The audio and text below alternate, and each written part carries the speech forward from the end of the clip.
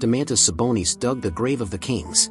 Yes, exactly. At the time Domantas Sabonis made Draymond Green get out of the game, it was half of the way to it. It was just a sparkle. But when Draymond got suspended, and the Kings said that was unknown Sabonis' presence in the third game, the Warriors just became Michael Jordan. It became personal with me. In the third game, the Warriors beat up the Kings 114-97. It's very impressive to a team who were the best defensive team of the season to lose without scoring 100 points against the Golden State Warriors without their best defenders, Draymond Green, and Gary Payton too. Here we can see two very important things. One of them is that I was right, the Golden State Warriors were losing to themselves in the first two games.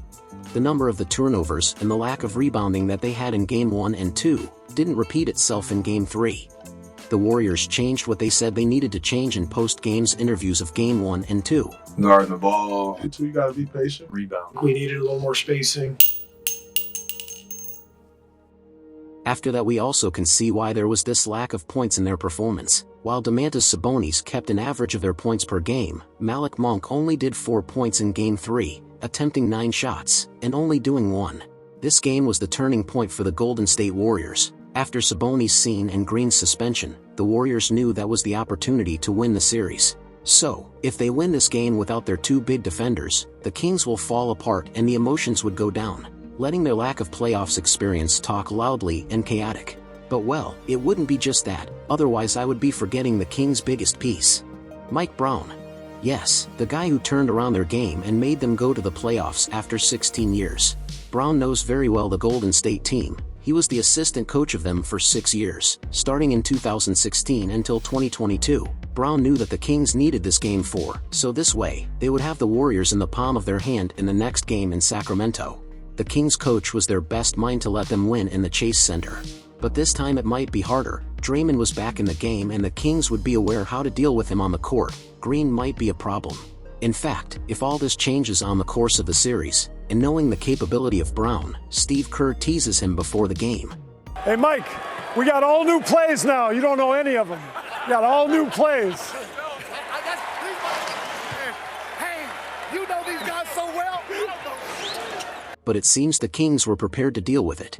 Until halftime, they were winning by 4 points. But as we know, you can't mess up with the Warriors, especially in the third quarter.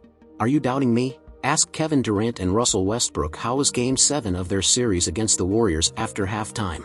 It's when they turn around every of their weak spots into their strength. But in the fourth quarter, the Kings were still hunting the win. Going for it, until getting very close to the lead. That's when the Warriors almost give the game for a simple detail. With less than 1 minute, Warriors winning with 5 points ahead, the Kings try a layup in a transition, and they miss. Rebound to the Warriors, ball in Curry's hand. Going to the corner and Curry got trapped by 2, and he didn't have a trail man, so Curry asked for a timeout. But the bad news is, they had none. Well, unfortunately for the Warriors was a bad call, we can see by Steve Kerr's expression. So, it's a technical foul, a free throw, and the possession.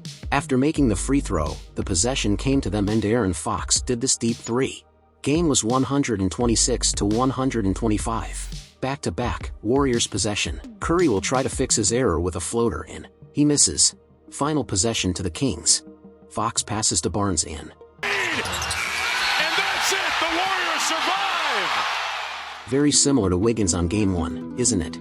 Well, that's 2-2 in the series, putting the King in a very difficult situation right now. The Warriors showed that they are back on track, and now, things probably will be different in Sacramento. One of the things that also showed us the danger to the Kings is this. The huddle, that's on me. I've got to remind the guys we're out of timeouts. I didn't say that, and so Steph wasn't aware. So that's on me for not making that clear. What does this mean? This means that was a Warriors' fault only, as the same thing that they did on Game 1 and 2. So, no way the Kings got the real victory on that if Barnes had made that shot. It would be just luck. And now my friends, all the pressure is in the Kings' back, as Stephen A. Smith says. Though I will concede that I think they should do everything they possibly can to get a Game 5.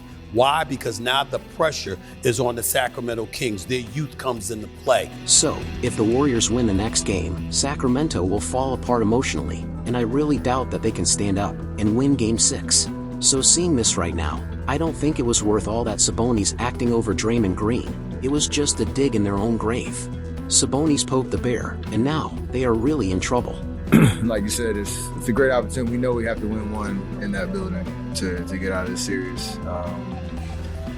Might as well be game 5.